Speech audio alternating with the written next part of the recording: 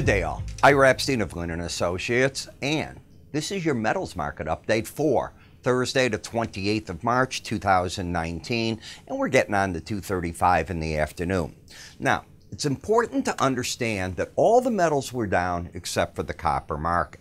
My thinking, and that's all it is thinking, Mr. Mnuchin, our Secretary of the Treasurer, Robert Lighthizer, our head negotiator, are in China negotiating right now. When they finish this round, they come home, and right behind them are the senior Chinese negotiators. Apparently, there has been some progress on forced technology transfer. Now, in fact, what I read from Reuters and others today was that on paper, even more than they thought was there. So that's good news. I think that boosted the stock market a bit when that news came out. It certainly helped the copper all day, and it kept the dollar pretty strong. Just think about it. You know, if you get a Chinese trade deal, it certainly is friendly, initially at least, the stock market, I would think, the U.S. dollar index. And what market? Dr. Copper. The other metals have serious issues because as the dollar's going up, it is weighing on them. There's a difference between hope and pray. Remember, 50% of the world's copper is used by China. So if they have more need because they have a trade deal with the U.S. and everything picks up with them, that's why it's going that way. Let's look at the gold. You know, I put out a gold report, and I'm taking it off tomorrow. So if you go on our website at www.iraepstein.com under education, it's a video report on gold. Do yourself a favor. Look where I was talking about the resistance and the timing coming in the market. I'll stand behind what that report did. It comes off tomorrow because I don't think it's now going to be, after tomorrow, timely anymore. An event with this weekend is going to happen. I want to be ready to do another one down the road. I'm going to do a dollar index one. I'm going to have a lot of special reports coming out shortly, and they're all going to be videos going forward. So looking at the market, I don't think you'd argue we're in a down thrust on a closing basis. This is a weekly chart of only closes, but it's not bearish. A down thrust means the market's coming down, and the support in this market that I'm going to look for is the 18-week moving average of closes, and as of right now, you're $2 away. I don't think I was wrong in saying that's where I thought the market might head. If we look at gold, it's really given up a lot of ground. The question is this area going to be enough support in the market to hold it? And of course, if you come back here, 1290's right at this number, you can see you're, even with the weekly chart, into that zone. When we take a look at a daily chart, you're void of a trend. You have a pattern of a higher high and a lower low. That is not a trend. When I look at where the 18-day average of closes is, this is what I use as a trigger on buy signals, sell signals, and bias. Do you understand that? Bias I define as this. When the market is over the 18-day average, I have an upside bias automatically. Under, I have a downside bias. With a downside bias, I'm looking to see where the next support layer on a moving average might be, and the 100 days right here at 1289.70. Not too far away from where we're at right now, with resistance now being back at the 1307.60 level. When I look at Bollinger Bands, excuse me, I'm going to start coughing more. I have allergies, but when I look at this, you got up 2 days in a row to the upper Bollinger Band, you fell. You have a pretty flat pattern in the Bollinger Band. Therefore, if the market continues down, I have no reason not to expect that the combination of 1289.70 and 1286.50 roughly, the lower Bollinger Band in black and the 100-day average will be supportive to the market. So that's where I see you right now. In terms of momentum, it's down. So while I don't have a trend down, I have the bias down and momentum down, targeting lower numbers. If the market rallies from here, 18-day average is the resistance. When we come on right now, and it'll pop here in a second, I forgot to update it first. There you go. You've given up everything in the ETF of GLD. Now, I think you'd agree with me. I'm going to come back and then forward to the chart. Let me come back on it. First challenge of the upper Bollinger Band. The pros waited. Back here, you had a second day, but if you're playing for that, that's up to you. I think the pros took money off the table. Whether they took it all off, I don't know. But if they take out right through here, this number, be careful because you're putting back into play the 18-day average of closes, and that's what happened today, even further. So now, like the futures, are these two numbers, the Bollinger Band. Remember what a Bollinger Band is? An algorithm designed to keep the market within that number 95% of the time. And my theory is that the first time you hit it, the pros are coming out. Remember, the bias word we talked about, that 18-day average, if you're over, you have upside bias. That's where I think they're hitting it. Come down to it, that's where it is. Are you going to get all the money off the table? If that's what you think in trading, God bless you. You're better than anybody I know.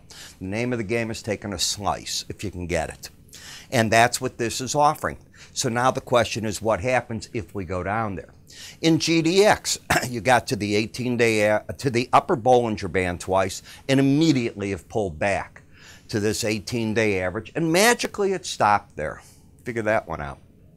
I call it the line in the sand anyways. Momentum is fresh to the downside. This market is not in a trend, and it hasn't been. It's had the lower low, higher high. It tried to push the market out a little bit further. We were talking, go to the videos here, that this was a resistance area in the past. Until they're broken through, why isn't it resistance now? And that's basically how it worked out. What's bothered me on the other metals, and I've been a broken record on this, as I've said, I don't understand how you get a bull market in the other metals without silver gaining on gold. And I think I just talked about it, the fact that, I even saw a silver ad. Silver's going to historic highs. What a great time to own it. They may be right. I don't know. But the trend is against them. Silver, every time this is going up, you need more ounces of silver in a perfect world to get 1 ounce of gold. Think of your shopping basket. You put in ounces. You got to put in right now 86.48 ounces in a perfect world, no commission. And the guy at the store is going to take your silver. He's going to give you 1 ounce of gold. You'll flip it in your hand, and out the door you go, and you've gotten rid of how many pounds of silver? In the silver, what we did today is we went to the lower Bollinger Band, and it magically stopped again. Now, the market first paused yesterday at the combination of the 18 and the 100-day average of closes. The trend is down, and on the settlement, you had closed right under the 18-day average, so the bias turned down. Do I know that you're going to make a run here? Of course not.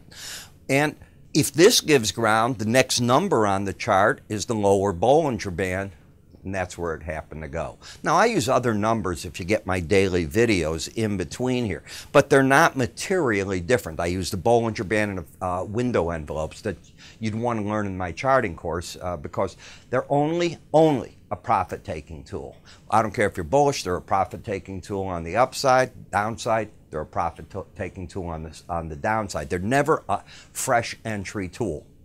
And market's now down to the area that's very important. Is it oversold? No, but when it reopens tonight, the odds are very strong that the red line will be under 30 into oversold territory. In the copper market, I got this wrong. I should have taken this arrow and put it here. You're in an uptrend in the swing line.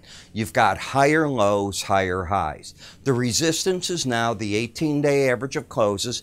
Momentum is trying to turn up. It hasn't quite done it.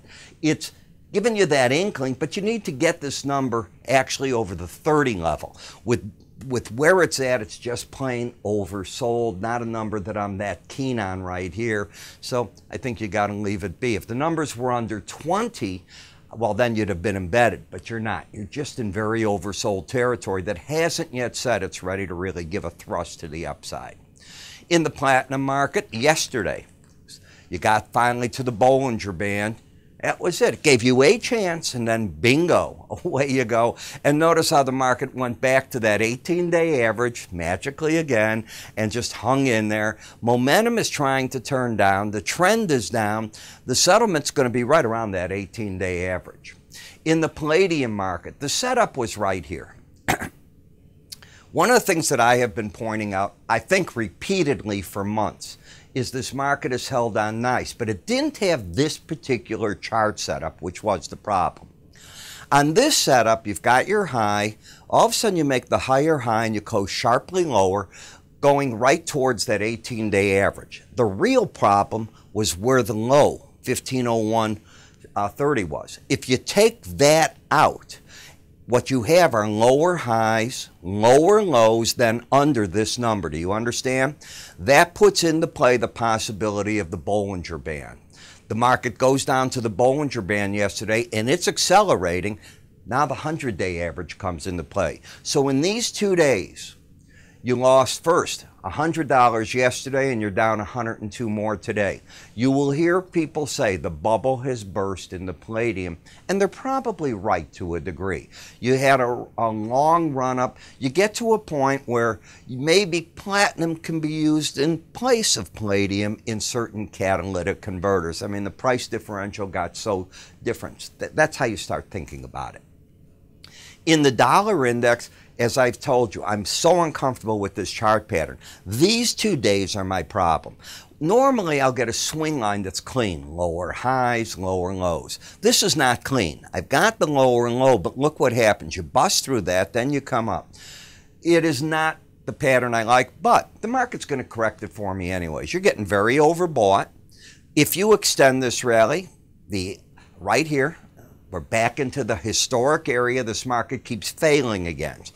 Market keeps going up to this 9,700 zone, and it keeps running into a lot of resistance. I don't know if this time will be different or not, but it's something that I certainly watch. So remember what I said. If you'd like to get my metal report, and believe me, in the report I cover on this one seasonality for you. I give you the weekly chart, the daily charts, and time frames. I think those are important. Now, this ad that we have behind us talks about all the metals and what I do. Sometimes I'll put a price count in them as well.